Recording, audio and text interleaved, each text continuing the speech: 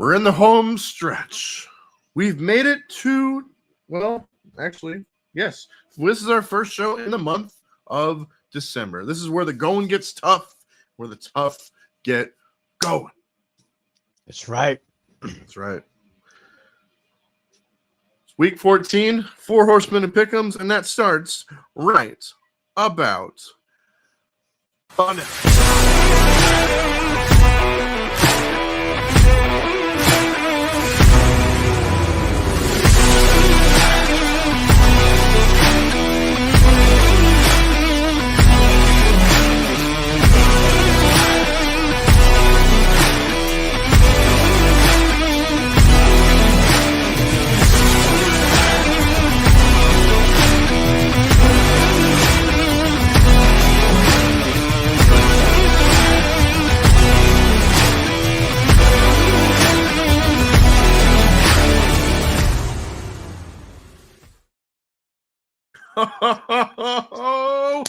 hey, football freaks, gridiron geeks, have no fear.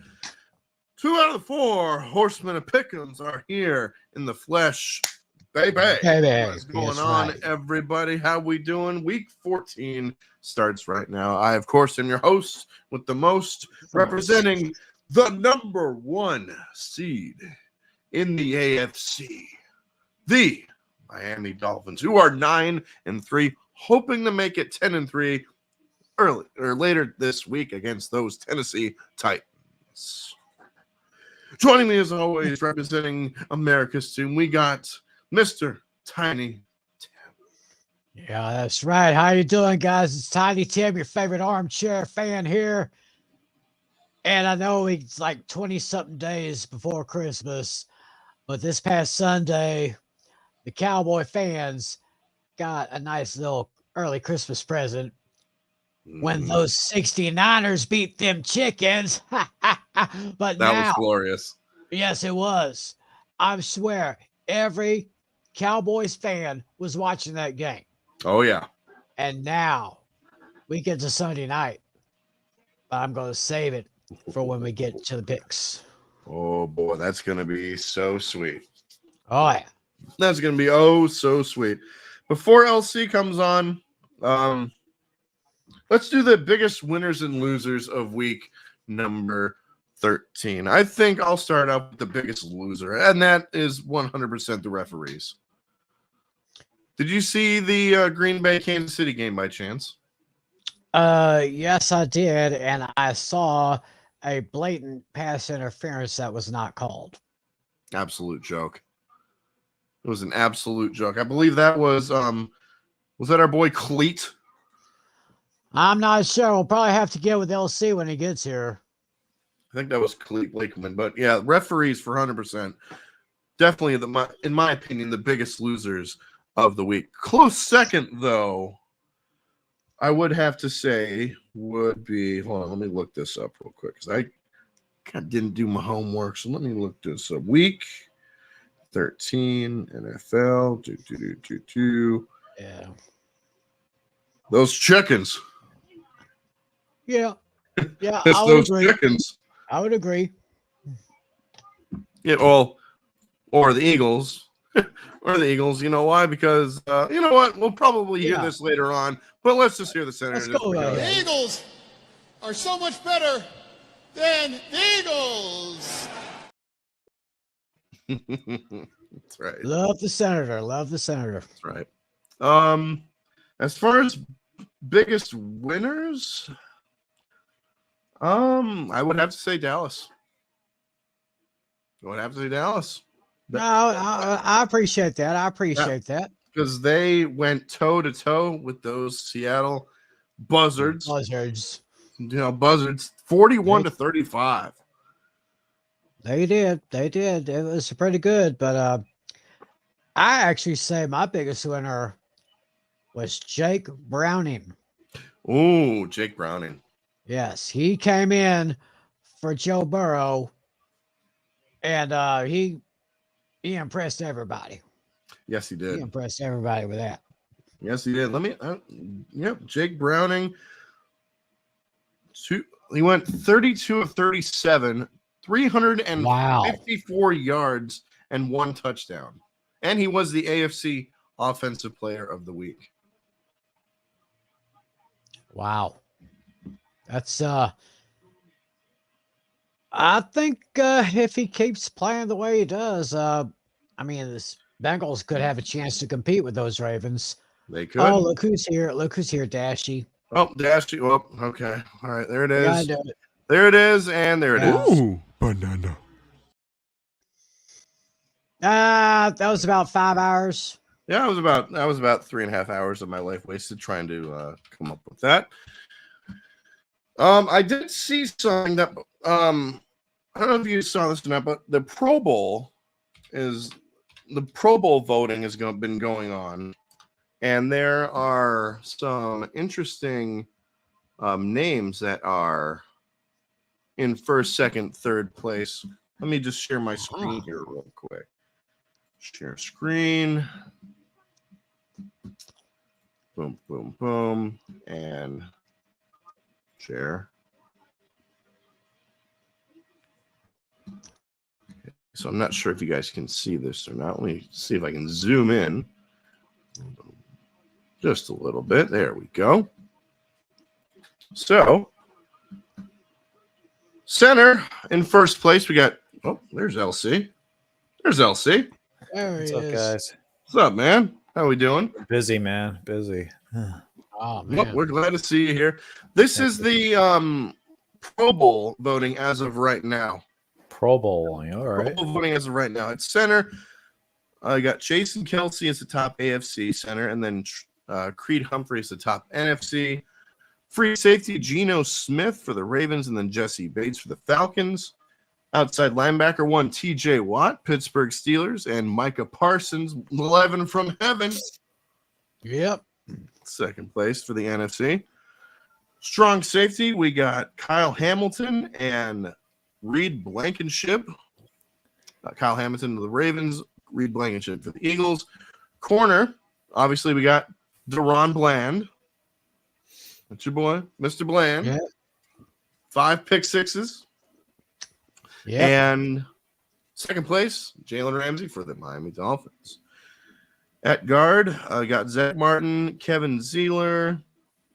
Punter, we got Ryan Stonehouse and Jake Gilliam. Quarterback, let's start with quarterback right over here because first place is none other than Tua Tagovailoa. He has the most points out of anybody in the NFL, I believe, which is absolutely insane. Actually, it says it right here. Yeah.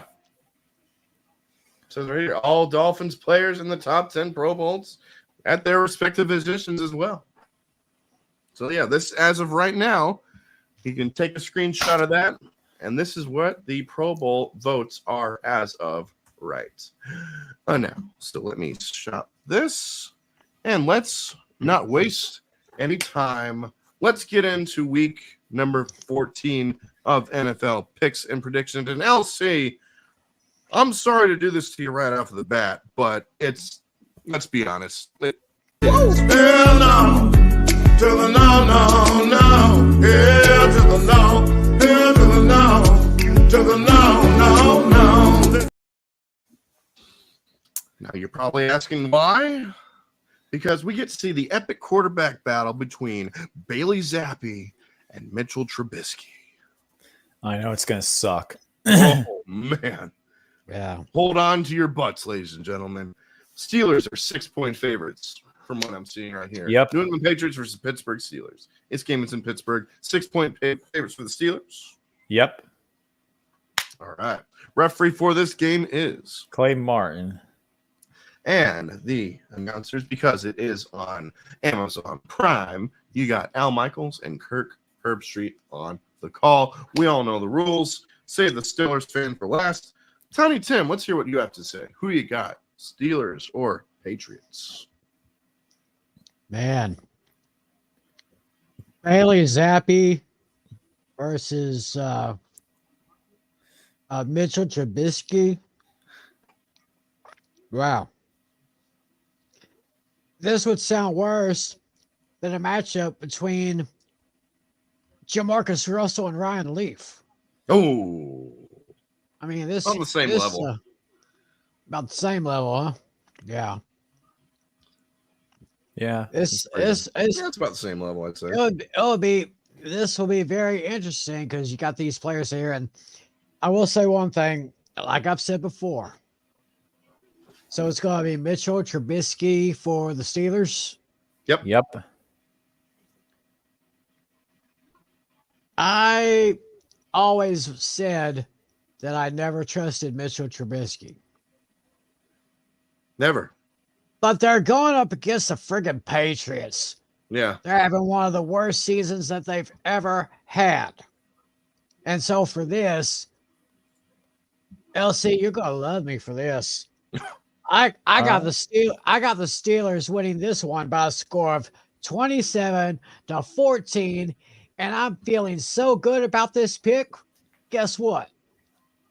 I'm locking the Steelers. And this is my stone cold lock of the century. Or the week. Oh my God. Wow. That's actually crazy. Shit. Hey, I'm for it. Okay. Yeah, Patriots can't score, which isn't a good thing against the Steelers defense. That will be angry, cupping off a disappointing loss to the Arizona Cardinals. Once again, Mike Tomlin playing down to his competition. Where have we seen that before? Oh, yeah, every single season he's been the head coach of the Pittsburgh Steelers. The Steelers will have Mitchell Trubisky at quarterback, and he's better than Bailey Zappi and whoever Bill Belichick decides to play. So look for the Steelers to win this game. This one's going to be ugly. I got the Steelers winning this game 21-9. Give me Pittsburgh. You heard what I had to say? You heard what Tiny Tim had to say. LC? Oh! What's up, guys? So, Steelers and the Patriots. This is in Pittsburgh, and this is going to be, without a doubt, one of the worst offensive games of the weekend. That is a good point. That's a good point. Patriots will be eliminated with a loss. So the Patriots are 18-16. They lead the overall series. And the last time they played in Pittsburgh, when the Steelers were wearing the color rush uniforms, Big Ben Roethlisberger defeated Tom Brady and shut down the New England Patriots offense that year.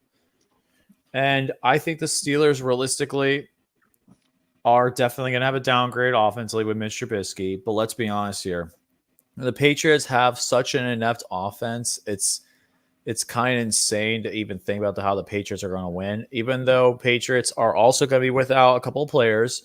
Their top running back, Ramondre Stevenson. Ramondre Stevenson is going to be out for the game. He has an ankle injury. And for Demario Douglas, their top receiver, also has a concussion. So they both will not be playing in this game. Realistically, with the Patriots having such inept weapons, I get it. Juju Smith-Schuster also wants to play, but let's be honest here. Juju Smith-Schuster might not even play either. So literally, if you have to look at your receivers, all you have on your roster of Juju and Demario Douglas going to play are Matthew Slater and Tyquan Thornton. Ooh. The Patriots also have overwashed running back Ezekiel Elliott, who is definitely way past his prime. I feel like he hasn't looked terrible in New England, but he realistically is not at any game above 54 yards rush. Actually, he had one game early in the year for 80 yards against the Jets, but let's be honest, most of them was on run. But realistically, other than that one game, he has not topped 80 yards once, and he hasn't even topped 54 yards once. Damn. With the Steelers' defense being able to at least have Montravius Adams back and Minkah Fitzpatrick back for another game this week, it will 100% help. And I think at the end of the day, I think the Steelers' defense is going to do what they can, and they will have enough to get it done. Najee said that he is more than likely going to play, so that will help things out here. But even without Najee Harris, we still got one of the best backup running backs in the league in Jaylen Warren. So I'm pretty much confident with the Steelers just literally doing the bare minimum, running the ball with Jaylen Warren and Najee Harris down the Patriots' throat, and then throwing when needed if they both get stopped. That's all Mitch Trubisky needs to do is just be a game manager. And I know last year when he played the Patriots, they lost 17-14, but this is different. However, this is a different scenario, and I think this is a different team. I think Mitch Trubisky realistically is fighting for his playoff, pretty much for his life right now, because if he can't do anything with the Steelers now, he's never going to get another contract ever again. Mm-hmm.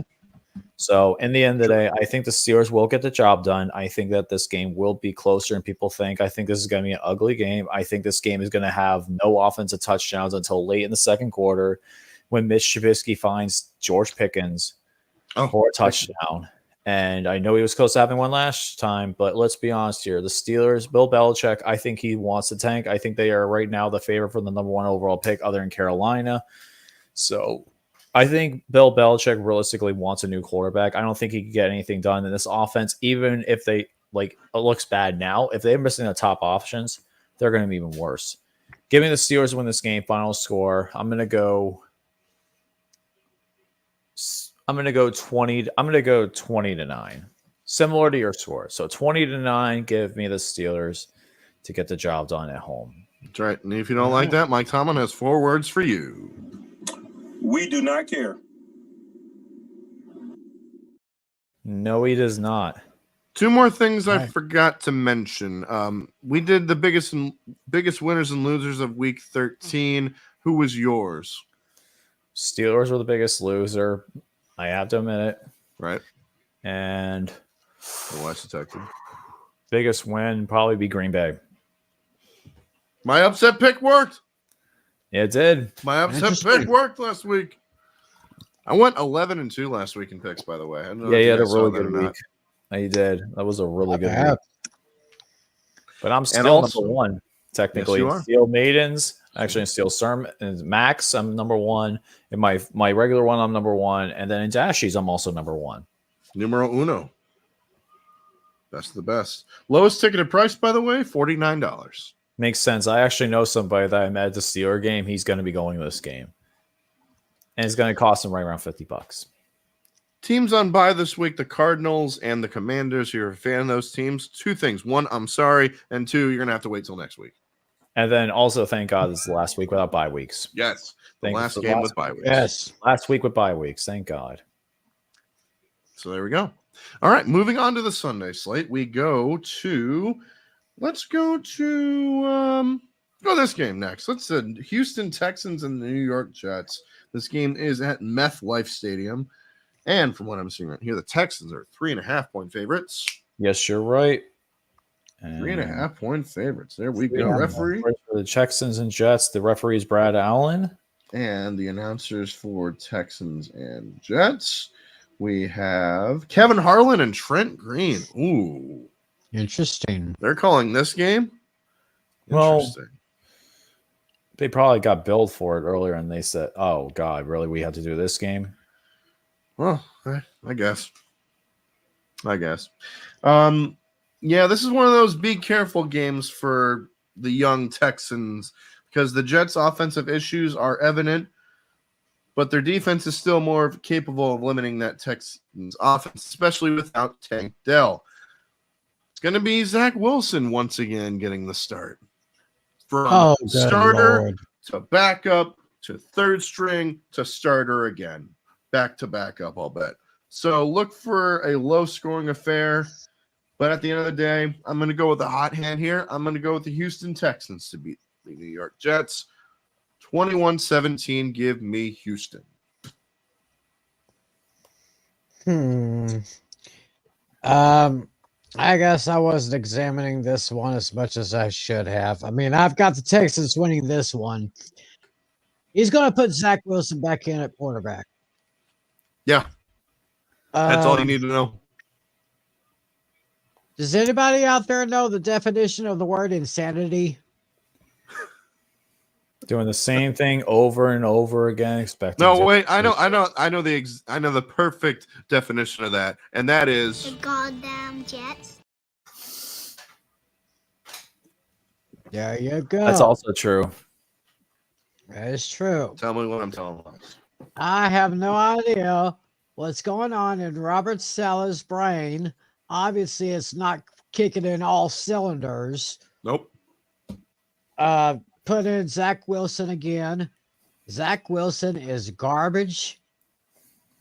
You should be playing somewhere else. You should maybe play in the CFL or maybe in the USFL or We'll play an Arena Football League. AFL. does that still exist? Some capacity, yes. But it's not televised.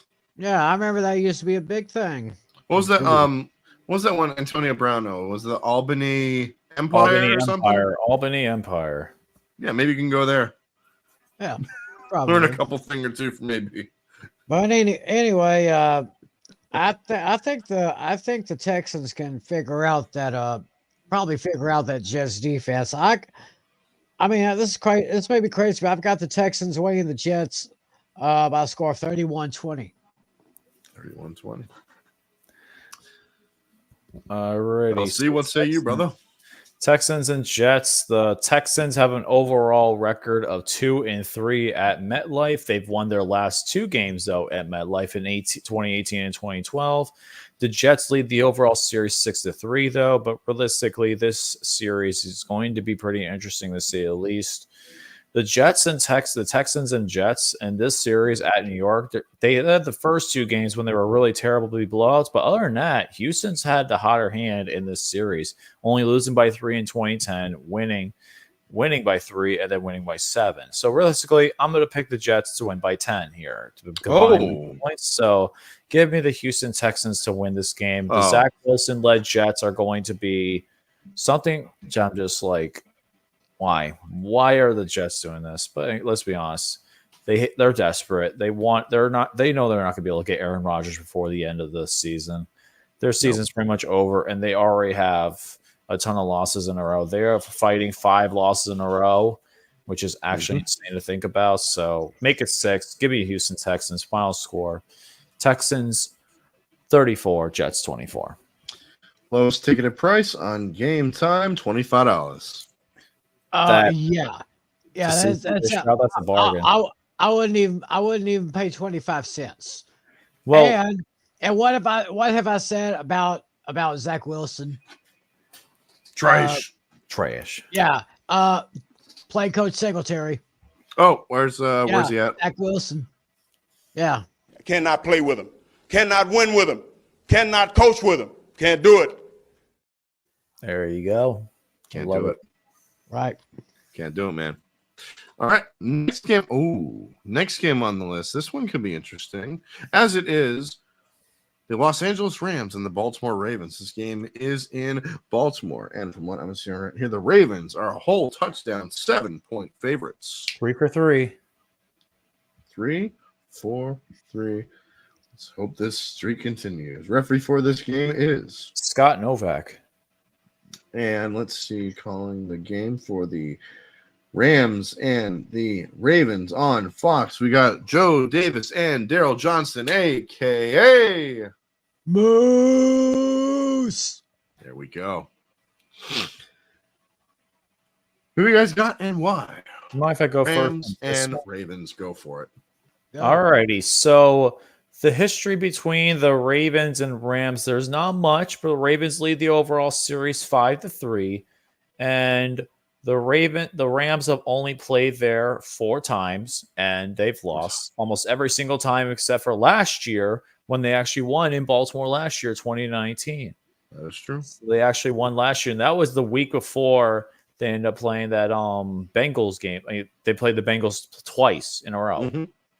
So the Rams are also 12-4 at that point. So realistically, the Rams are still a good team, but let's be honest here. I still don't think that the Rams are nearly as good as the Ravens are.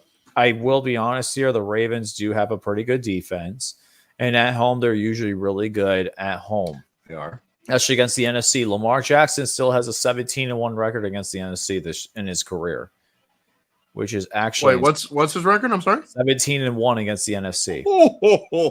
Jeez. He's only lost once to the NFC, which is actually insane to think about. They're not changing that this week. Lamar Jackson has a decent game, but let's be honest here. I'm going to give you guys a little prediction here. This is the last game the Ravens win the rest of the season. Oh. Unless if Trevor Lawrence comes back, then they're definitely losing. But if they say CJ Beathard, we'll see. We'll see. But realistically, let's be honest. If I have a prediction, if Trevor Lawrence comes back, then this is the last win they have in the season. I think the Ravens lose out. I think they completely fall to that schedule they have. They have an absolutely brutal schedule. Jacksonville Sunday Night Football, especially with Trevor Lawrence back, that could be a problem. And then they got the 49ers, the Dolphins, and the Steelers, who always play them tough. Wow. Damn. So I think That's if brutal. Trevor Lawrence comes back, this is the last one they have. If he doesn't, we'll see next week. Yeah, that's brutal, man. Tim, what say you, brother? Yeah. I agree. That Baltimore defense historically has been very, very tough. One of the best defenses in the entire AFC for the last 20-something years. Mm-hmm. And the Rams have a very, very pretty good offense. I think Cooper Kupp should be back. I think he's back. He is. And he's had a little bit of a problem here and there, but he's back in the lineup. But it's just going to be that defense, and I can see Lamar Jackson throwing at least 3 touchdowns, at least 3. So give me the Ravens at home over the Rams, 31-20. Quote the Ravens, nevermore.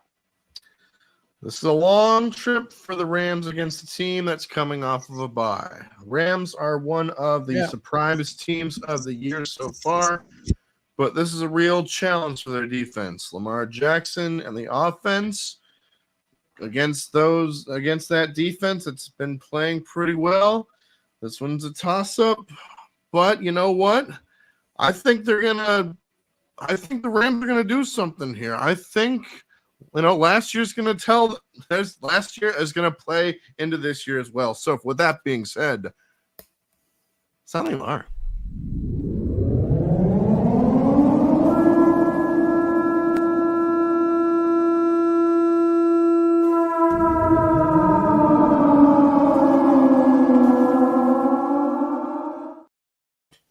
Wow. I'm feeling crazy. I'm feeling crazy tonight, guys.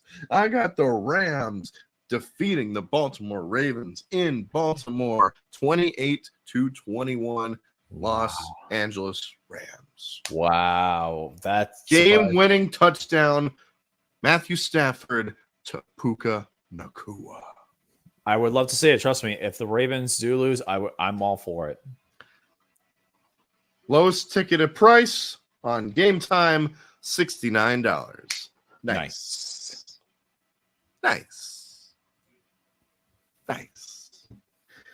All right. Next game on the list. Got an NFC South matchup, as it is the Tampa Bay Buccaneers and the Atlanta Falcons. This game is in Hotlanta. And from what I'm seeing right here, the Falcons 1.5-point favorites. Yes, they are. Yes, they are. Referee for this game is Alex Kemp. And calling the game because it is on the CBS. It is a straight up with Venus and going for the touchdown. Miraculous, wonderful, magical, spontaneous, and Anna Marcelletta as well. Wow. I don't know what it is. Every single time he calls a game, I have to watch the highlights just to see what he says. Because he's a meme. He is, and I love it. Absolutely love Spiro Ditas, the way he calls games. Falcons and Buccaneers, big division game. Yes, you read that right. This is a big division game. Falcons lead the division, but the Bucs have stayed more alive by beating the Carolina Panthers last week. That was my lock of the week, if you guys remember. That's right. So this has the look of a low-scoring game with the Bucs pulling off an upset on the road. I'm actually going to go with the Buccaneers to beat the Atlanta Falcons here. I think the connection between Baker Mayfield and Mike Evans is vastly improving, and I like Rachaad White as a running back. So I'm going to go with the Buccaneers to beat the Falcons, although, if we're being honest, they should still run Bijan Robinson more. They should still run Bijan Robinson more. I don't care what anybody says. He was the number 7 overall pick. Deserves to be. He's from Texas. Hook 'em horns.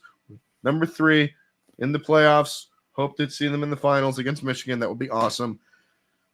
Buccaneers over the Falcons, 21-17. Hey, hey, Tampa Bay. Bucs ready to shine.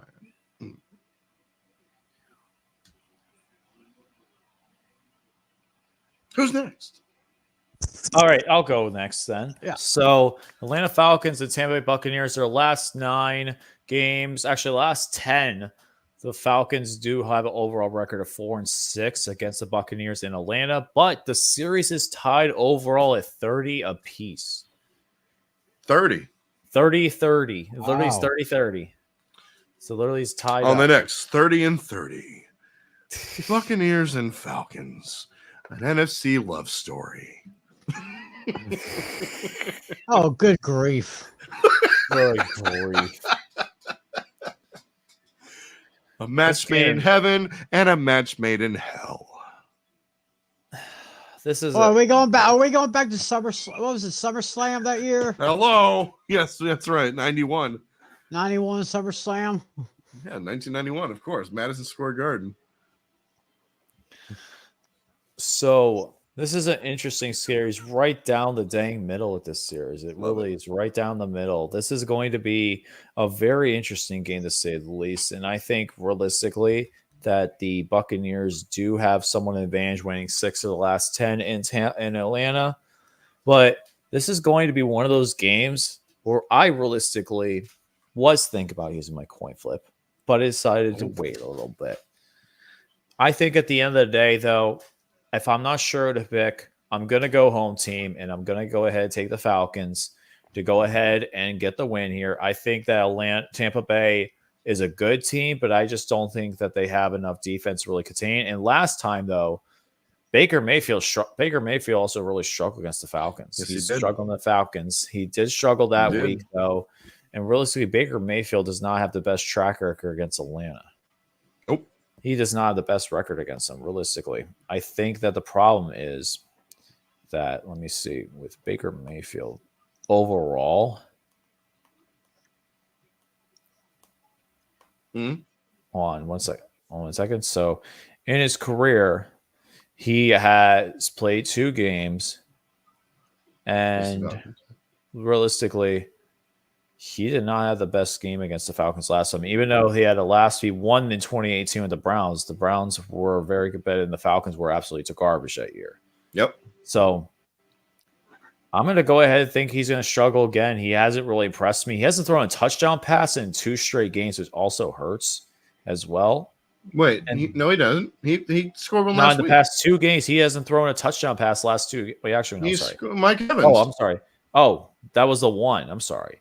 He scored a Mike Evans last week. My bad, but he hasn't gone over 2. I'm sorry. He hasn't only gone over 2 touchdown passes once this entire year. He's only gone over once this year.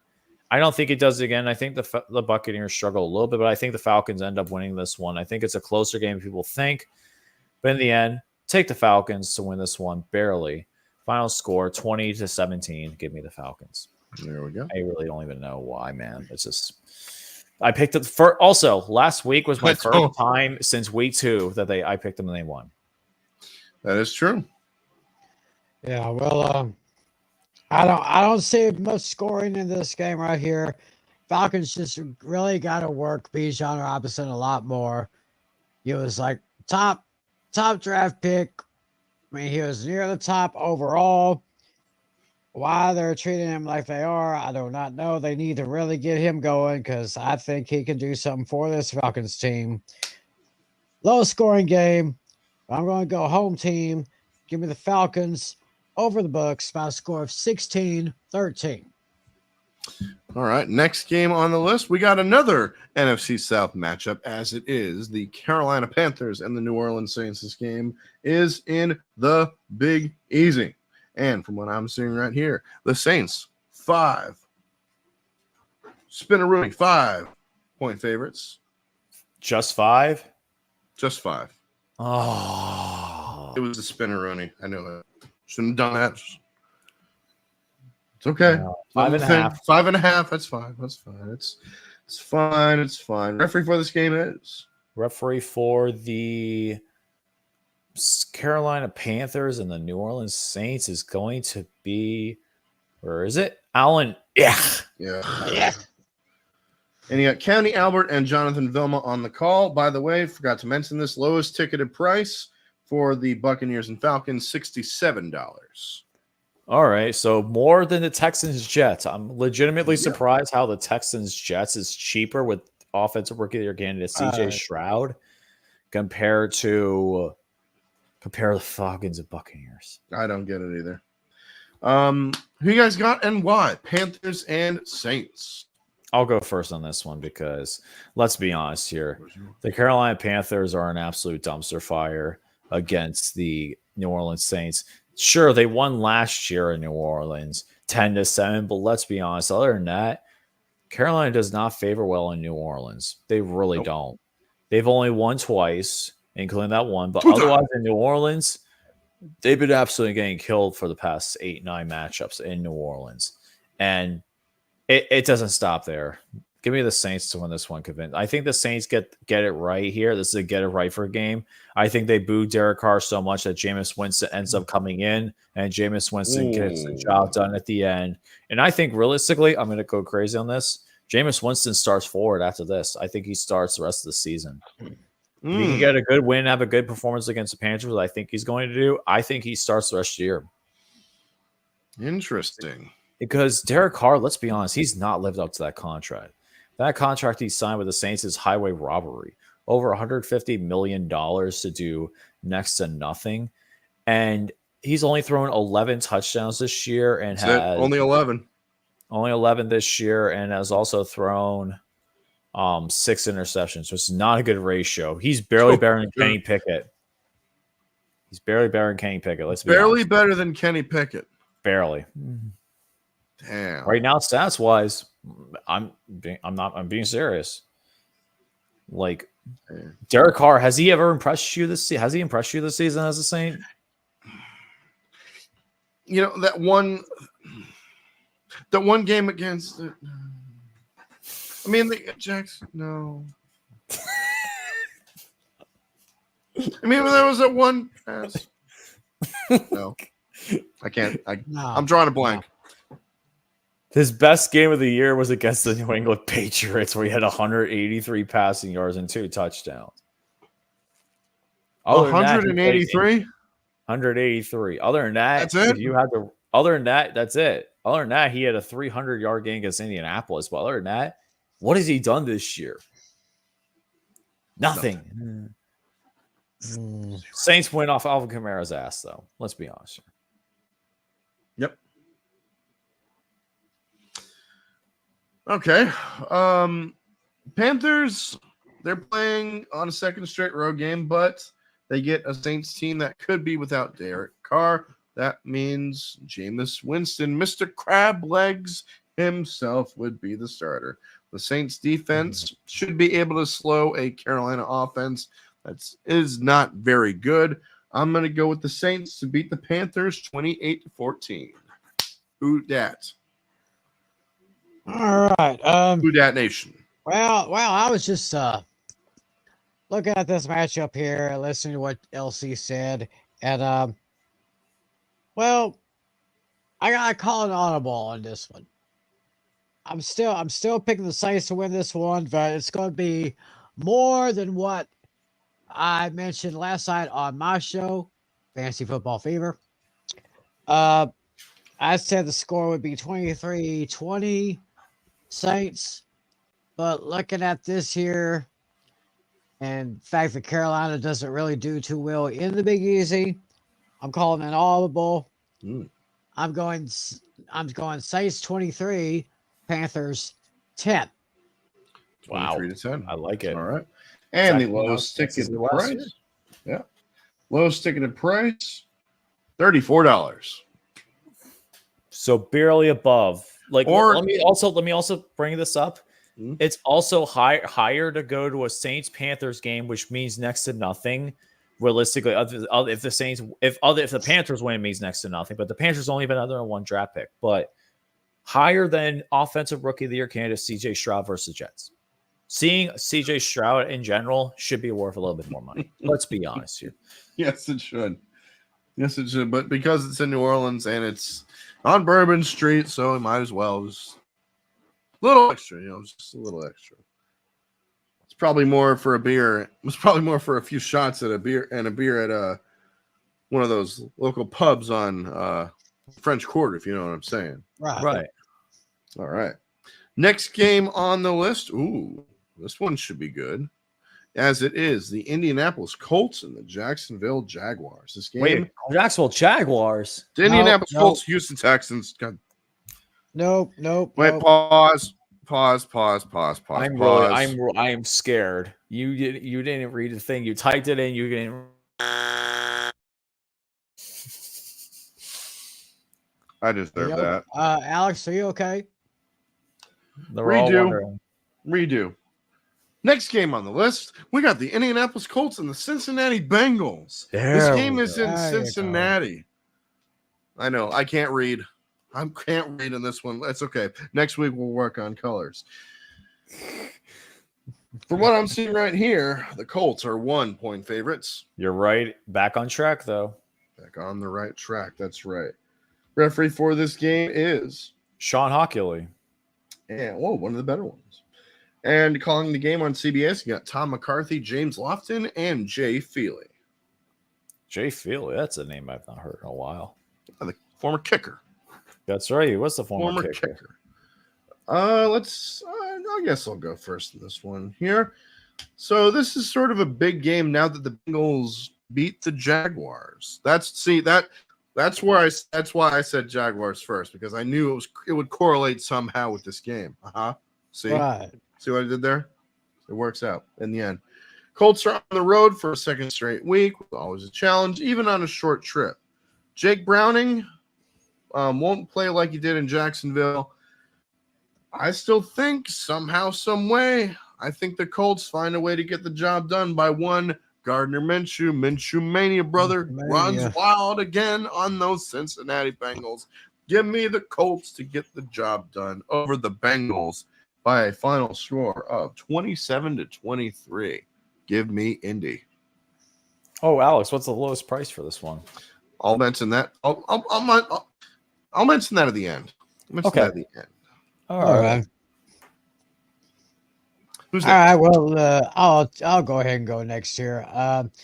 Very, very impressive with this Jake. What was his name? I got right. Jake Browning. Yeah, I got his name Jake written Browning. on all these other notes I got written down here. Oh my gosh, this guy just filled in for Joe Burrow and he played like an All-Pro. And he did a really good job for the Bengals. I was kind of surprised that someone could do that. Going to have a little bit of a tougher time against Minshew Mania, but this game is going to be close. I'm going with the Bengals on this one. Going to take the Bengals over the Colts by a score of 24-20. Dashy does bring up a good point, though, that the Bengals the Colts have not beaten the Bengals since 2005 in Cincinnati. Ooh, since 2005. That is an interesting point to bring up. But realistically, with this game, I realistically had to save it for this. I didn't know who was going to win. So I'm laying fate aside.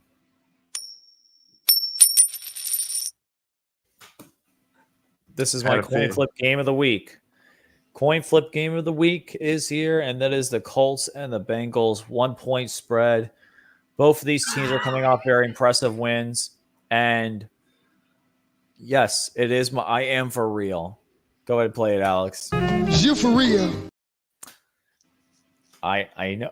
Bitch, are you for real? I am for real. This is my coin flip game of the week. Sorry, Dashy, you're gonna have to deal with it. So I'm gonna go number 1 here for the Cincinnati Bengals, and the AR is gonna be the Indianapolis Colts. Because Anthony Richardson. Anthony Richardson, and it's home and away. All right, so let me know when you're ready.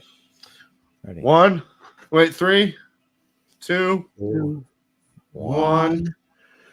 Baba Booey. Baba Booey. And you know what's crazy? The Colts were also my coin flip last week. And you know what happened? Same thing happened again. Give me the Indianapolis Colts. Wow. 2 weeks in a row. 2 weeks in a row. 2 weeks in a row. game. The coin flip game of the week are the Colts. And Let's I hope got that's again. good luck. I think so, man. Especially because I hope think that's I good need this luck. in my pick'ems. I say Colts win. I'm going to say 31-30. But realistically, think about this. If the Cardinals haven't won in Pittsburgh since 1967, they finally got their first win in over 40 years last year, the Colts can definitely beat a spread like that in Cincinnati. That's a good point. Just saying. That is a very, very good point. All right.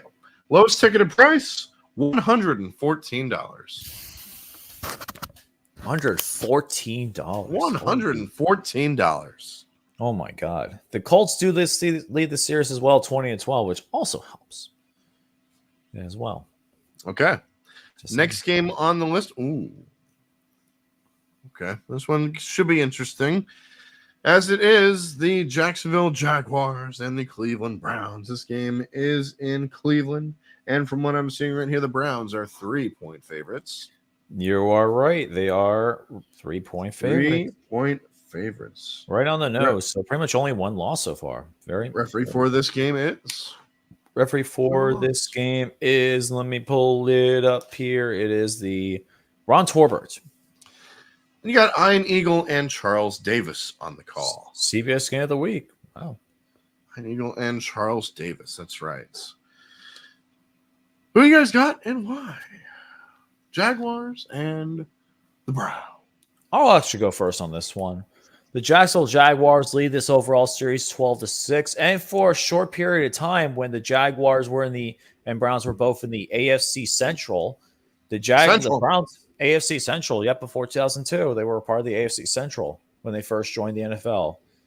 Other than that, before that point, the Browns, before 2001, when it became the AFC North, right before they had that merger, the Browns only won once. From 1995 to 2001, they only won once in Jacksonville. Just once. And then in Cleveland, the Jacksonville Jaguars actually have a very good record in Cleveland. They've won their first 6 games in Cleveland. They've only lost to Cleveland at home twice. Just 2 times. Just 2 times in their history. I think with Trevor Lawrence being out, it is going to hurt them a little bit. But let's be honest here, Joe Flacco is not that much better either. Oh, that's right. Joe Flacco's back. It's going to be Joe Flacco versus CJ Beathard more than likely. Oh. That's going to be absolutely brutal. Even though the Browns are having issues, I think that the Browns defense is a bit more susceptible overall, especially without like pretty much the mainstay of quarterbacks, wide receivers being hurt, and with Myles Garrett being questionable for this game as well. It also he's questionable. Yes, he is. Myles Garrett is questionable for this game. He's been hurt since that Broncos game. Wow. So realistically, Myles Garrett should be better for this game, but let's be honest here. Jacksonville definitely needs revenge for what happened last week. They're 6-2 against Cleveland in Cleveland, and the Jaguars just overall have a really good record against the Browns. So let me think they're going to continue that trend here. Give me the Jacksonville Jaguars to win this game. It's a tight one, but I think they get the job done. It is not my upset pick of the week. That will come later in the stream. But let's be honest here. That is actually not, that's not my upset pick of the week. So that being said, I'm going to take the Jaguars over the Browns. Final score 20-13. Give me the Jaguars. Yeah. Jaguars will likely start CJ Beathard or the injured Trevor Lawrence, while it is Joe Flacco getting the start for the Cleveland Browns. Cleveland defense is the better of the two, which will really challenge the Jacksonville offense. This one's tough. Got CJ Beathard or Joe Flacco. So LC used his the last game. I'm using mine right now. Yes. Because this is my coin flip game of the week. Awesome. Not sure who to go with here. So we'll go with the Jaguars will be the heads, JFK, and then American Eagle will be the Browns. Okay. Alrighty. Ready? All right, here we go, Alex. Ready? 3, 3, 2, 2, 1. 1. Baba Booey. Baba Booey. Go, go, go. Nope. Damn, And you dropped it. I dropped it. Where'd it go? I knew it. I know you dropped it. Where'd it go? Oh, shoot. Oh, there it is. Okay. Let's try this again. All right. 3. 3. Count it down again. 2, 3, 1. 2, 1. One. Baba Booey. Baba Booey. Give me the Browns. All right. Give me Cleveland to beat Jacksonville 20-14. I have my faith in Joe Flacco this week. 20-14. Give me the Browns. Yeah, we're gonna go ahead and take the Browns at home. Cleveland's defense is very good, even though Miles Garrett is out a little bit. Trevor Lawrence being absent may be a little bit of a problem. I say Jacksonville will keep it close, but in the end, I'm taking the Browns over the Jags 27-23. So I'm the lone wolf on this one. All right. You are the lone wolf. Lowest ticketed prices is the lowest game yet. Lowest game yet, $21. Wow, $21. That's brutal. 1. Absolutely brutal. All right, last game in the 1 o'clock slate.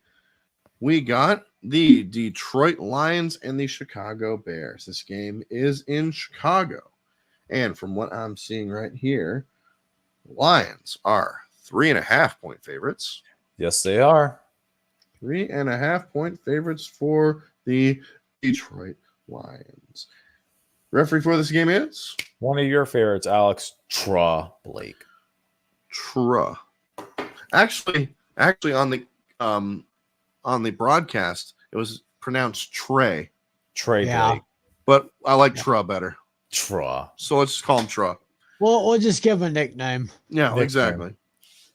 And calling the game on Fox, you got Adam Amim and Mark Schlereth. I'll go first in this one. Go right ahead. The weather could be an issue here, which isn't a good thing for the Lions. They are also on the road for the second straight game, while the Bears are coming off of the bye week. Chicago defense has improved a lot lately, and that will carry over right here. But at the end of the day, I'm going to go with the hot hand here. I'm going to go with the Detroit Lions winning this game. But, however, this is my spread game of the week. Oh, This is my spread game of the week. I have the Lions winning by 1 point. wow. 21-20. Give me Detroit. Alex, guess what this is for me? This is my It's a Trap game It's of a the trap. week. It's a Trap game of the We week. got to find something for that. I'll we find got it. something for that. We got to find Yeah, out. see if you can find Admiral Akbar. Admiral Akbar. It's Yeah. a trap. It's a trap. But yeah, this is my trap game of the week with the Detroit Lions and Chicago Bears. It literally had to have Chicago completely implode in order for Detroit to win last time. Even though the Lions have won 3 in a row, the Bears own this series overall 104-78-5. This is one of those series that I think will be very interesting in this one. I think the Lions let the Saints come back in, and their second half defense has been very well. That was Lions let the Saints come back last week. Yes, last week. Last week, they almost let the Saints come back last week, which is actually insane because they were up at 1 point, 21-0. So I think the Lions really need to play better overall, and I think the Lions just really need to focus on playing a full half of football, not playing terribly against the Packers the first half, then playing better in the second half, or playing good in the first half against the Saints, and then playing second half against and then having a terrible second half. They need to play a full 60 minutes of football. I think they do that here, and I think they get the job done. But I think Chicago will definitely keep it close. Give me the Detroit Lions to win this one, 30-27. All right. All right. Yeah, it's a classic matchup of two great NFC North teams. Lions and Bears. Oh my. Lions and Bears. That's right. Oh my. Lions have been having a great season. Bears have not been having a great season. I mean, the Bears probably could make a close win in the end. I see the Lions. Lions win on the road over the Bears at Soldier Field. Give me the Lions 24-20. All right, moving on to the 4 o'clock slate of games, starting out with a matchup in the NFC West, as it is the Seattle Seahawks and the San Francisco 49ers. This game is in Santa Clara at Levi Stadium with those jeans. Yes, indeed. From what I'm seeing right here, the 49ers, 10.5 point favorites. Let me see. 10.5 for the 49ers and Seahawks. You're right once again. And breaking news, Juan Soto is officially a New York Yankee. God help us all. God help us all. That sounds awful. Why? So that means we got an outfield of Juan Soto, Aaron Judge, and Verdugo.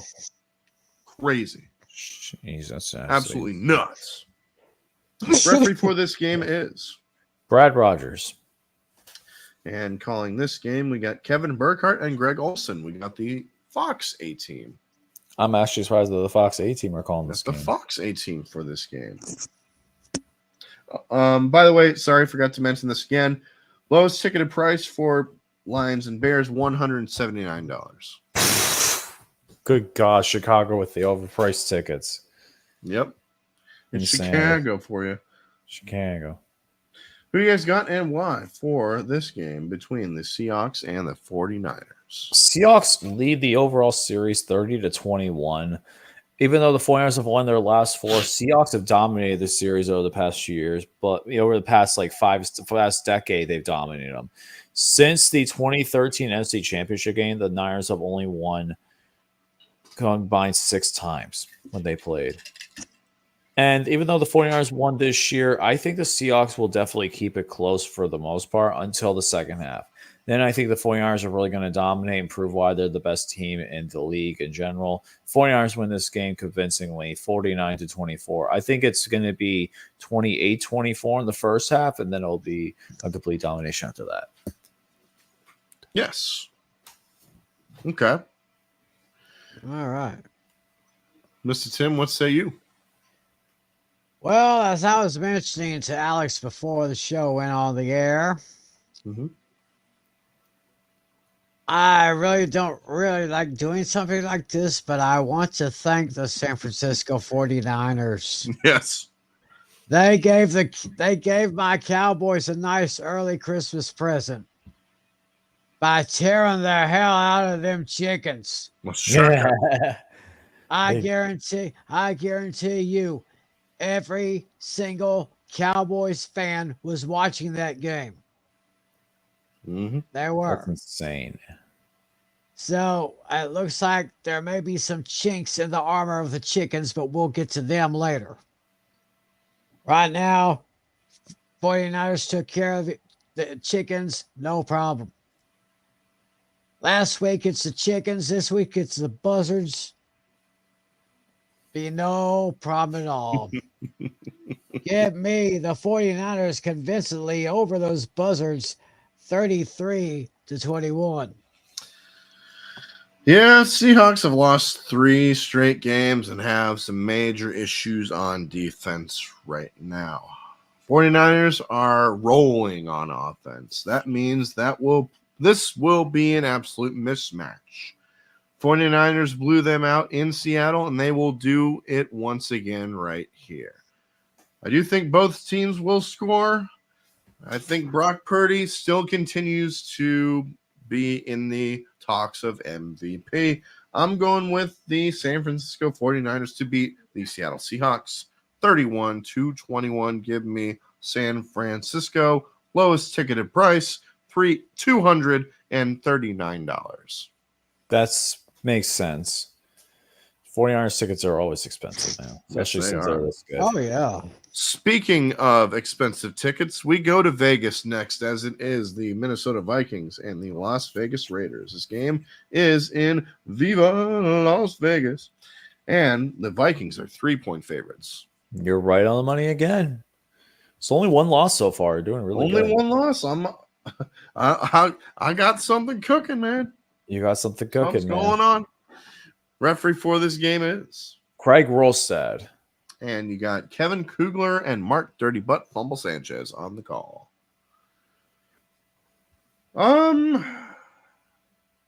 Yeah, these two teams are coming off of a bye, which means they are well rested.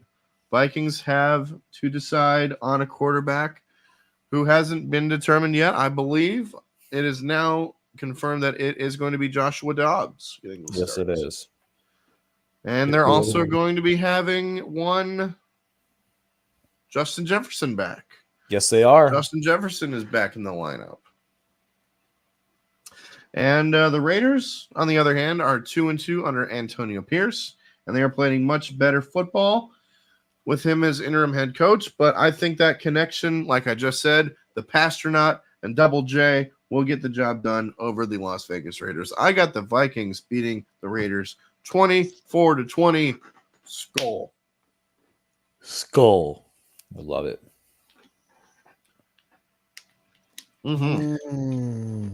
Alrighty, so I'm gonna go ahead and go next on this one. The Raiders lead the overall series 10-6. That is true. They did meet in Super Bowl 11. Super Bowl 11. So the Vikings in their last 5, actually in their history against the Raiders, they have pretty much lost almost all their games in Oakland slash Las Vegas. Las Vegas. Well, actually, this will be their first time beating in Las Vegas. This will actually That is true. Since last time they actually played, they were in Oakland still. Mm-hmm. So this will be the first time it's in Las Vegas in the title of this. But realistically, the Raiders have dominated this series overall. The Raiders overall to the Vikings have only lost twice. In their history. 2-5 against the Vikings in their entire history versus the Vikings. Even though the odds are stacked against them, let's be honest here. Aiden O'Connell, he's a decent quarterback, but he's nowhere near the future. He's decent, yeah. He's nowhere the future for the Raiders. And Devontae Adams, I think he regrets signing with the Raiders badly, especially since they did not get Aaron Rodgers. I think that's the problem with him is the Raiders, they're in trouble right now. I think overall they have a decent offense, but the decent offense, but the defense is having issues. So in the end, I think that even though Joshua Pasternaut at Dobbs has had one bad game, he's had a great run. I think he could. Yeah, he's only had one bad game. One bad game. And this is not a primetime game, so I think he gets the job done. He has his last 2 losses were both in primetime, but I think he gets the job done here in the regular season with the win in Las Vegas. Final score, Dobbs and the Vikings get it, especially for Jefferson back in the lineup. Justin Jefferson, it's going to be 30-23. Give me the Vikings. Well, nice to see Justin Jefferson back in the lineup. You got, like I said, Justin Jefferson moving on up. Uh-oh. Up, Tiny Tim. Mike's muted. Mute him. Wait, hold on. Where's the thing? Mute him!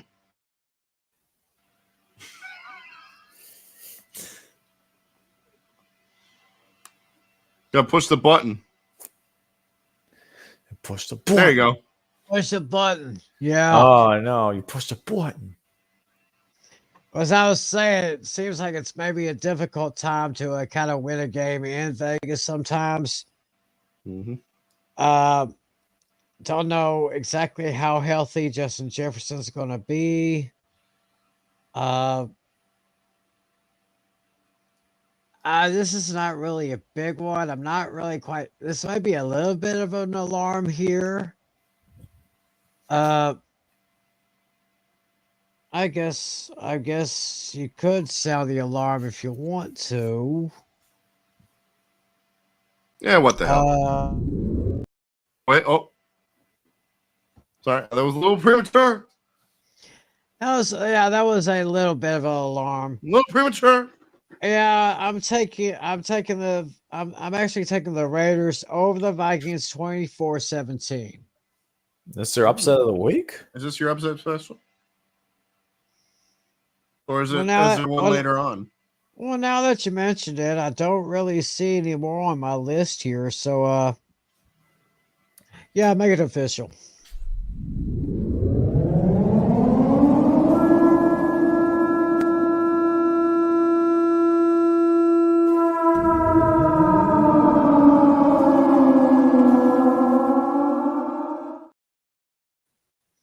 I mean, I ain't gonna complain if I get this prediction wrong. I mean, I ain't gonna complain. That's right. Though.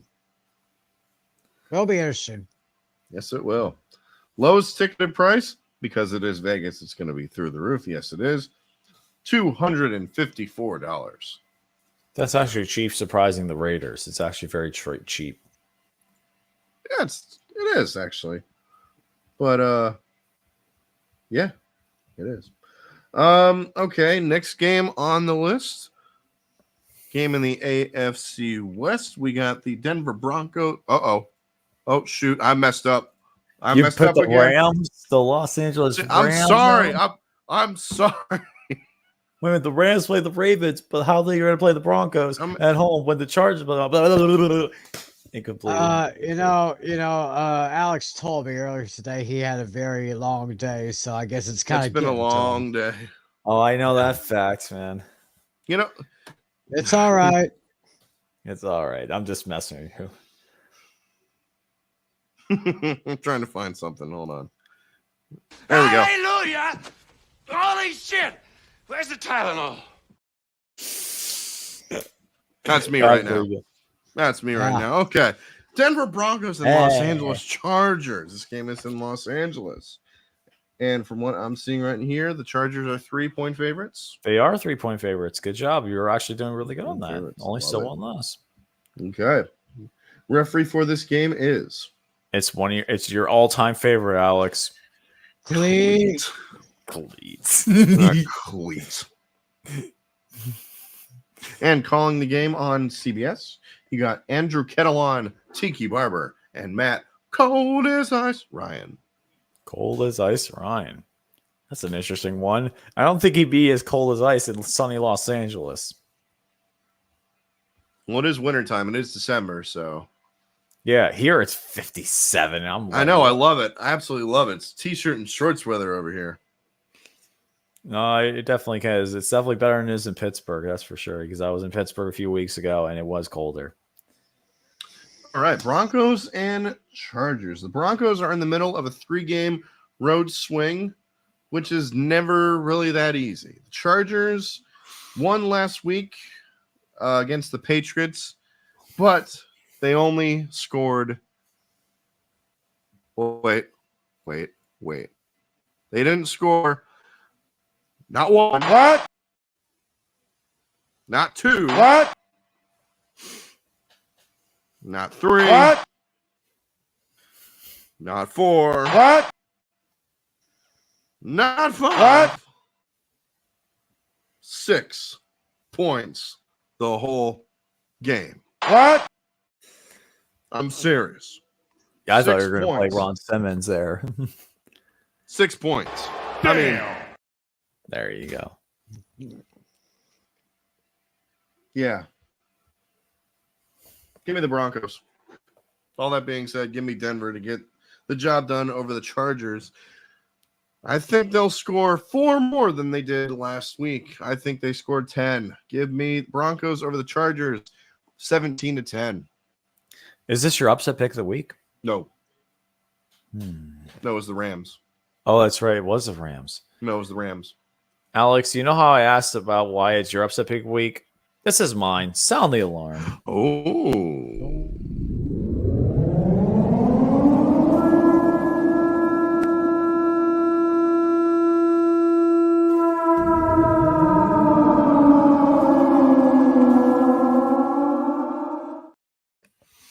This is my upset pick of the week. Why? Denver Broncos actually lead the series overall 71-55 and one time. And the thing is, though, the Broncos, I think they're due for a big win there. And the Chargers, I think they're due to fire Brandon Staley. Thank the you. problem is when you only put up 6 points against the Patriots of all teams, the Patriots, who this year they're probably tanking. Let's be honest. No, that they are tanking. They're tanking big time. But let's be honest here, the Chargers really have not impressed me at all. And other than that win against the Patriots, their last win was November 6th against the Jets and the Bears. Their last 2 wins have come against the Bears and the Jets before their bye week. So pretty much once they had their bye week, their only 2 wins were against the Bears and the Jets. Not very impressive. When they play a real team, they're going to lose. They play Green Bay, who's getting better, and they lost. They lost to Detroit.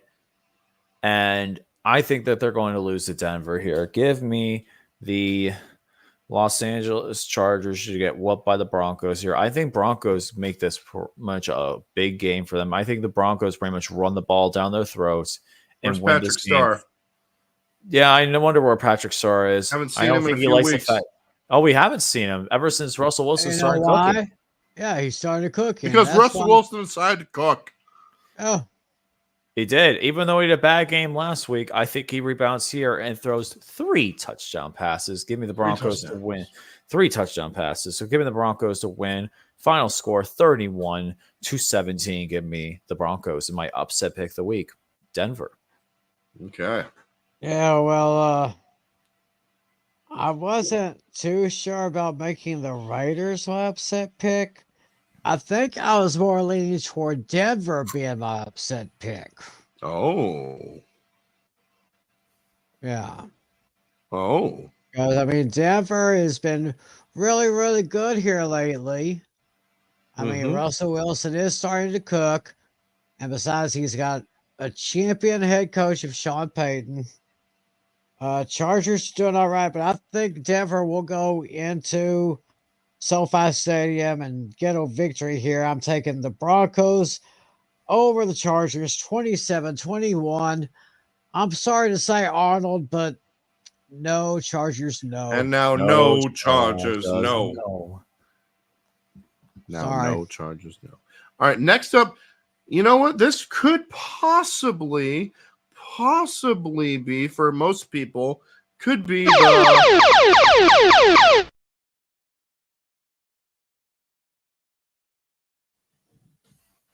game of the week. The Buffalo Bills and the Kansas City Chiefs. Could be, maybe. This game is in Kansas City, and the Chiefs are 1.5 point favorites. Again, you're right. Look at that. Referee for this game is? Referee for the Bills and the Chiefs is going to be Carl Sheffers. And you got Jim Nantz and Tony Romo on the call. Oh, no God. surprise whatsoever. So that means Tony Romo is going to be, Josh Allen this. Oh, there it is, Jim. You see it? Oh, there it is. And then the problem is also Carl Sheffers was the same team who had the Chiefs-Eagles Super Bowl. Oh.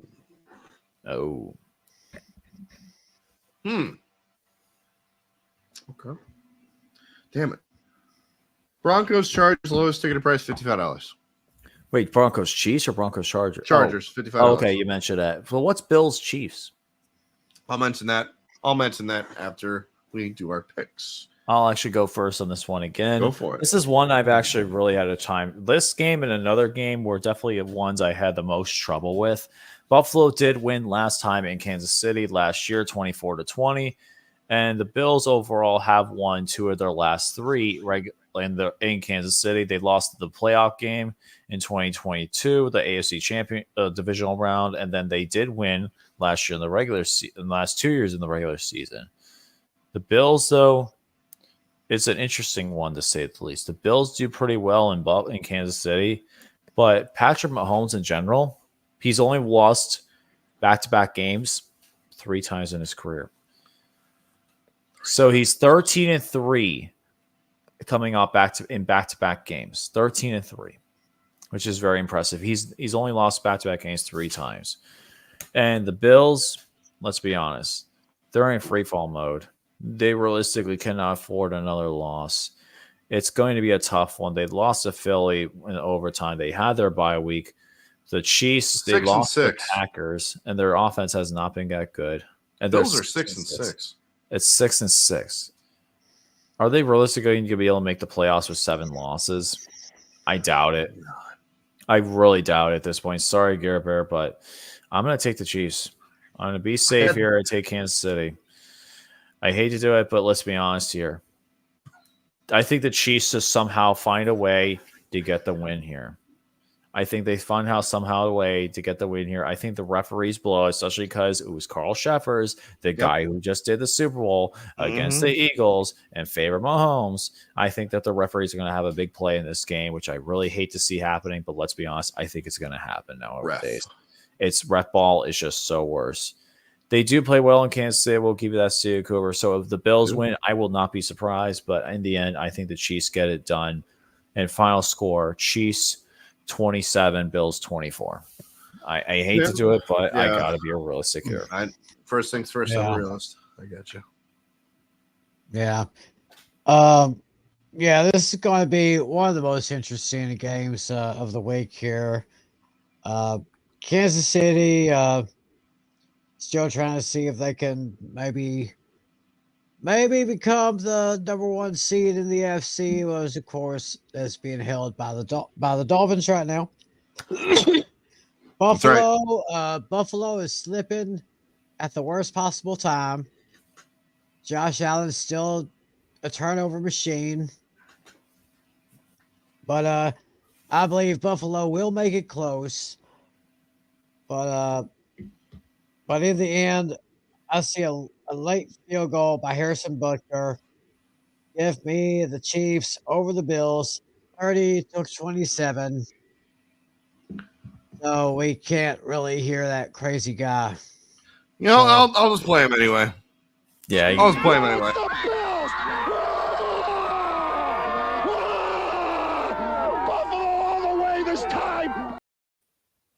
Because nobody circles the wagon. Like the Buffalo Bills.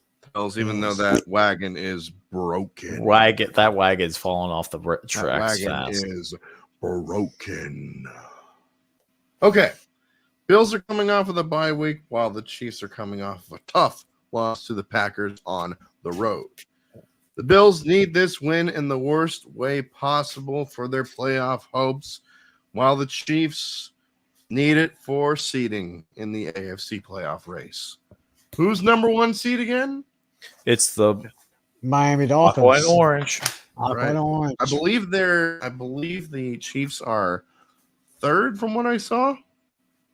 Chiefs are 3rd. Yep, they are 8-4. They're Jacksonville and Kansas City are both 8-4. Kansas City has the advantage over Jacksonville because of the win in Jacksonville earlier this year. That's correct.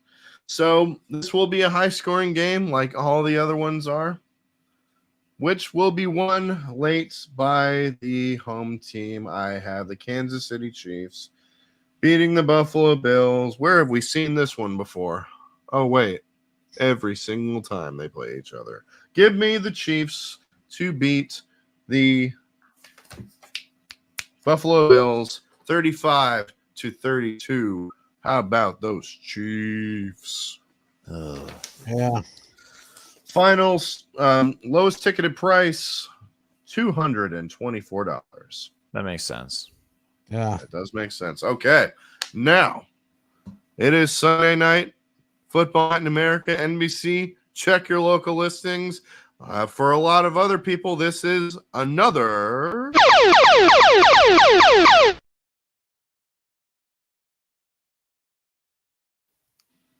game of the week, as it is the Philadelphia Eagles and the Dallas Cowboys. This game is in Jerry World at AT&T Stadium. Cowboys are 3.5-point favorites. You're right, John. John Hussey is the referee, by the way. And calling the game, it is on NBC. You got Mike Tirico and Chris Collinsworth. You all know the rules. Save the Cowboys fan for last. I will go first on this one if you guys don't mind. This is, without a doubt, the game of the week. The Eagles have big defensive issues, which you don't want going into that high-flying Dallas offense. Cowboys didn't look good either on defense against the Seahawks. They gave up 47 points. That hurt me because I started the Seahawks defense against them, which I probably shouldn't have in hindsight looking back.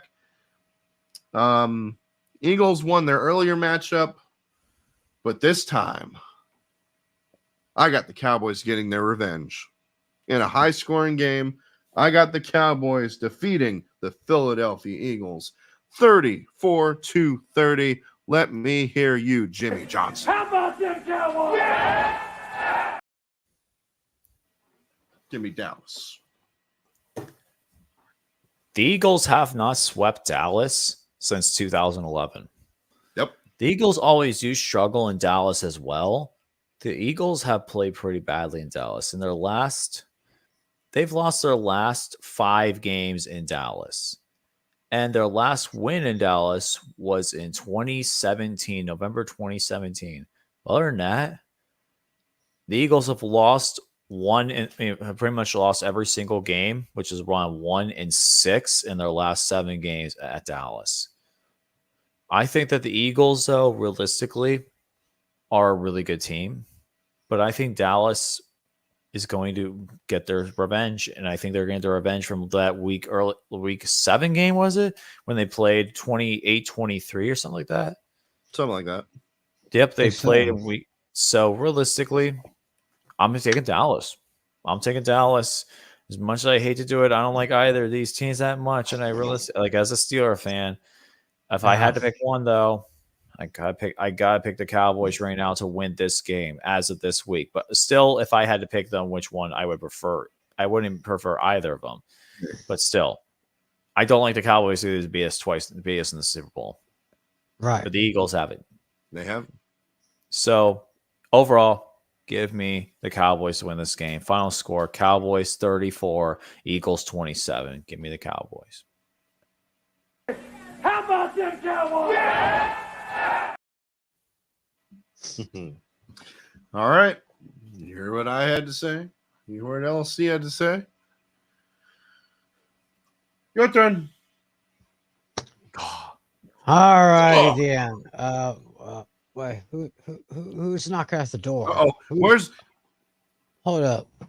Someone. I think. Let me see. I think I know who it is. Hey, my buddy. Is he there to talk about your car's extended warranty? No. No. But he is here to talk about the Cowboys. Hey, look who's back. That's Rowdy. It's Rowdy. Yes. Hey, Rowdy. Bowdy. Damn, skip it. Well, anyway, he wanted to talk about this game here. I think C.A. Cougar earlier said that this game will be for the division. Well, actually, could be. If the Cowboys do win this game, they will be in a tie for first place with the Eagles. That is correct. But I think this game is more than just for the division. This could be maybe to show some power in the NFC, because I think right now you got the 49ers still on top. And by the way, I do want to thank the 49ers for plucking them chickens last week. They gave us a little bit of an early Christmas present. Mm-hmm. So I think we're just going to feed off the rest of their dadgum carcasses. And Philly hasn't swept us since 2011. Yep, 2011. And they lead the series 73-56, actually. Yep, 2011. That was that was the year when the Dallas Mavericks won their very first NBA championship. Oh, that's right, they did. Yeah, against the Heat. So this is big Rowdy. I mean, this is not just for a division. This could kind of swing power in the entire conference. Ooh. Oh. Yeah, this could be a swing of power here. And I don't know if Johnster's in the chat tonight. I haven't seen his name. I haven't seen him. Either. I Man, I mean, haven't seen him. yeah, he's an Eagles fan. I love the guy, but no. But I will say one thing. This may be a surprise. I mean, this is going to be a nip and tuck battle. I believe that the Eagles fans, those chickens, are highly pissed after what happened last week. Oh, big time. They are Big time. big pissed. And when you Big mad. when you mess with a division rival who got beat terribly the previous week, they're going to be pissed. They're going to be out for blood. But so will the Cowboys. I actually, you're not going to believe this, but this is actually my point spread game of the week. Oh, It is going to Really? be. This is going to be so close. The Eagles are going to be fighting mad, but in the end, the perfect kicker, the perfect leg, Brandon Aubrey is going to pull it out. Give me the Cowboys over those chickens. 33-30 would be tied for first place. The shift of power in the NFC will probably come back to the Cowboys. Let me hear Jimmy. How about them Cowboys? It's going to Love be a it. good one, Rowdy. that's right. Rowdy, and Bowdy. Lowest ticketed price, by the way, for this game. The 400. highest one yet. Why don't you guys take a guess? Said $425. Okay. I'm going to say Tree Fitty. Well, LC was closer. $485. Woo! Wow. Damn. No, that's $485. Good Lord. That's probably the most expensive ticket we've seen this season. No, actually, other than the international ones, the ones in the United States, I think they actually had one that was a little bit more. I think one was close to around 500 in the United States. We have to go back and look. Over 500. No, I remember that. Yeah. All right, moving on to Monday night. We got 2 Monday night games, Which I still don't understand why they're doing. especially in December. Right. Especially in December, I don't get it. We'll start out in MetLife Stadium as it is the Green Bay Mother-Loving Packers and the New York Football Giants. And from what I'm seeing right here, the Packers are 6.5-point favorites. Still only one loss, dude. I'm fucking impressed, man. Still only one loss. Let's go. Referee for this game is The Landman, Land Clark. And this game is on ABC, so we will hear from Joe Buck and Troy Aikman. Wow, they get this game. Ugh. Yeah. Who do you guys got and why for Packers and the G-Men?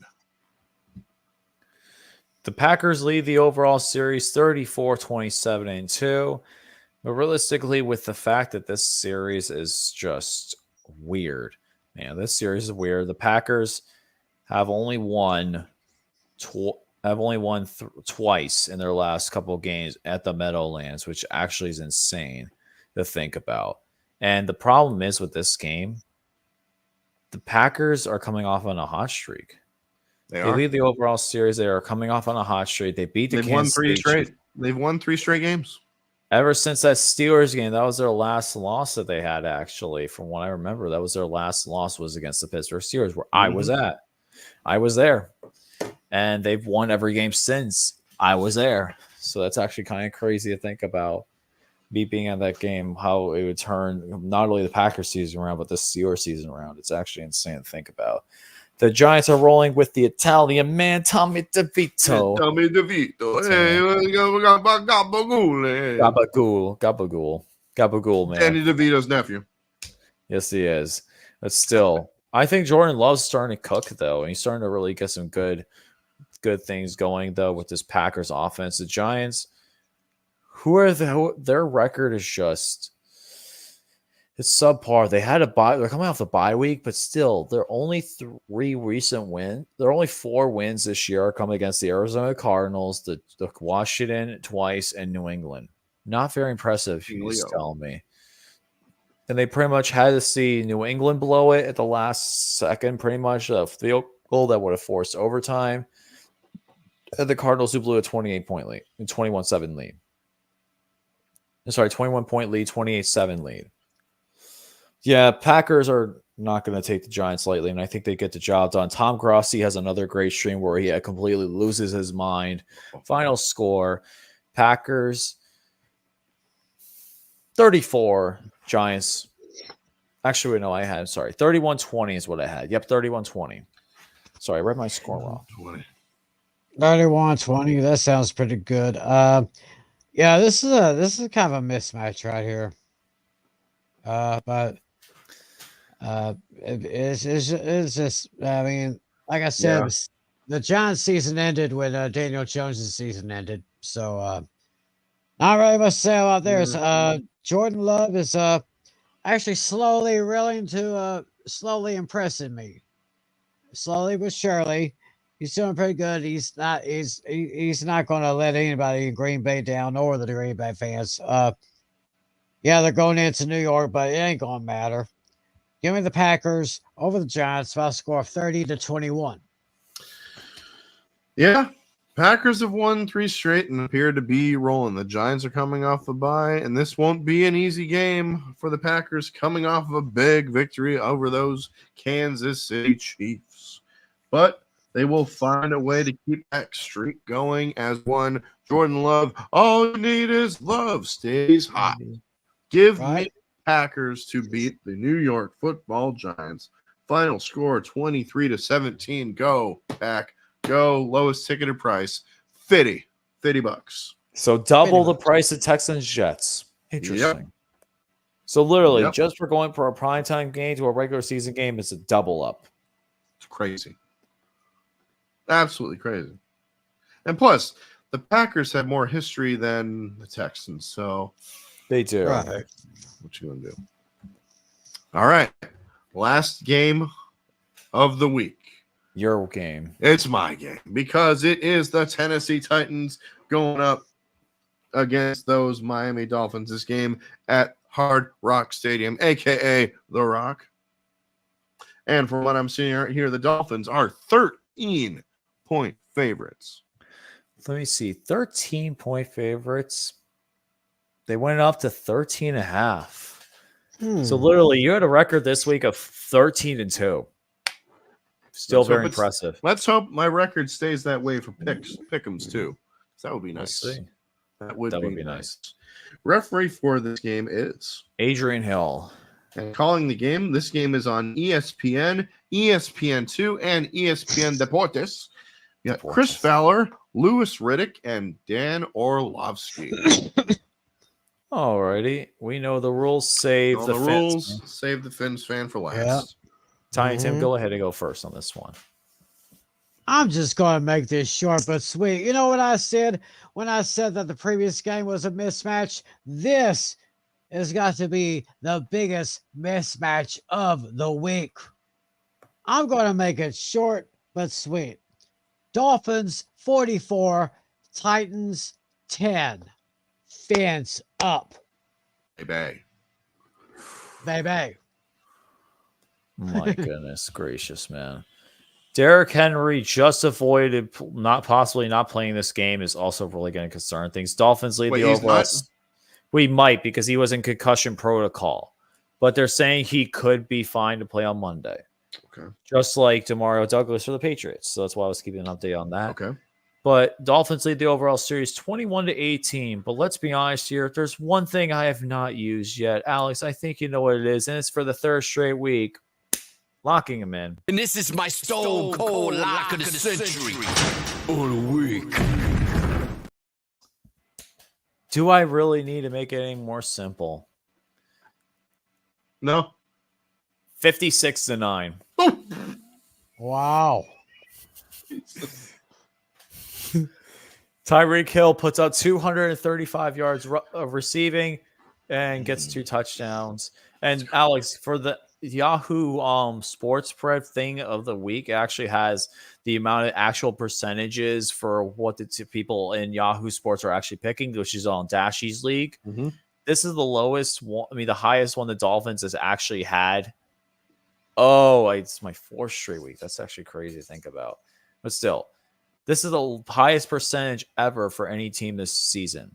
Guess what it is for the Dolphins to win this 99. game? 98.97.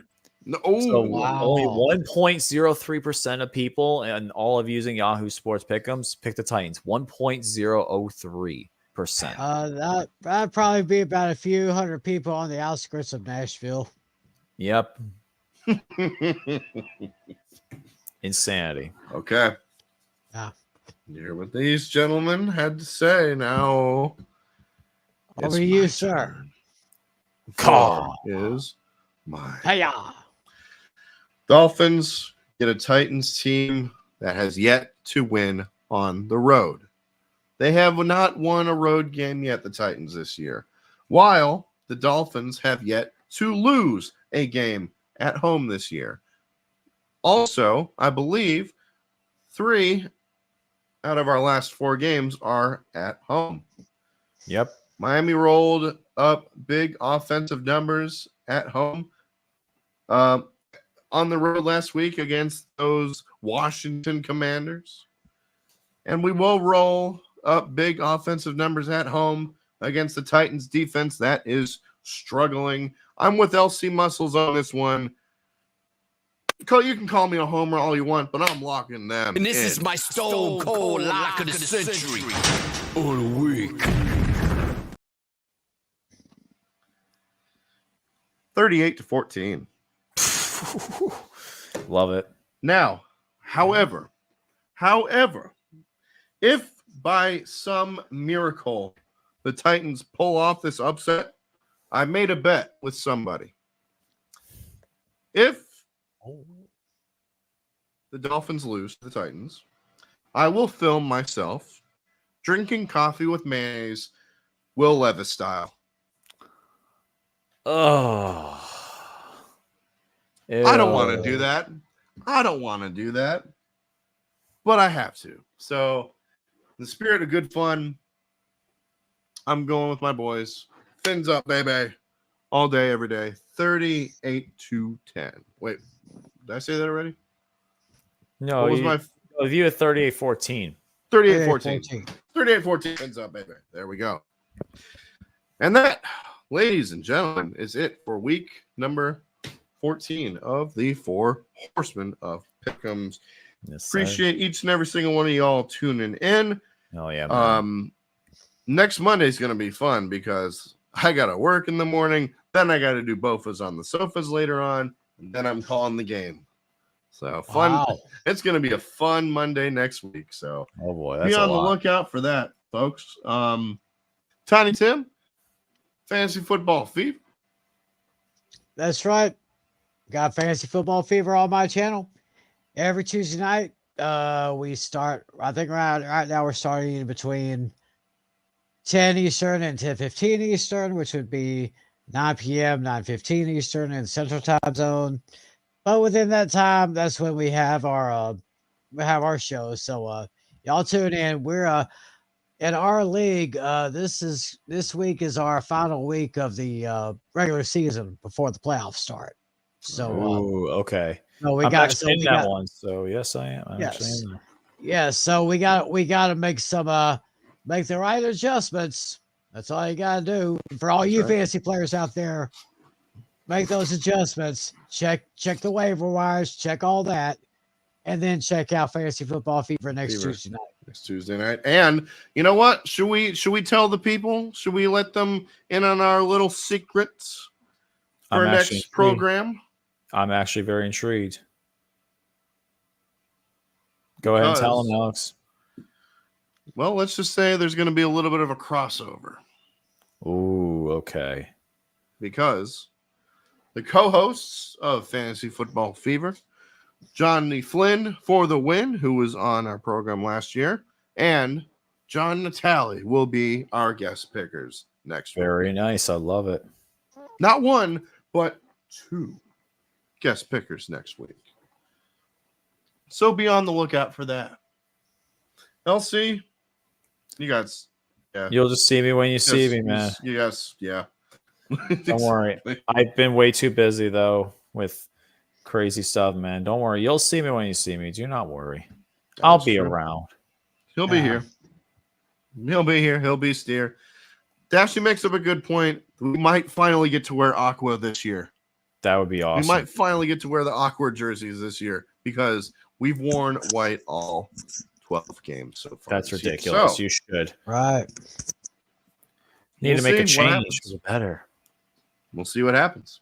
So that'll do it. So for Tiny Tim, for LC Muscles 28, for Steel Sermon, Steel Maiden, Yinzer Mac, wherever he may be, this is A Pizzle saying peace out. Fins up. Baby. See you guys next week. Here we go, Steelers. Here we go. With this color rush uniform, record of 10-1. Beat the Patriots again, please. Make my Thursday at least a little bit better because I know tomorrow's going to be a long day. We're going to make chicken soup out of those guys. Bring on Filthy Delphia. I love it. See ya.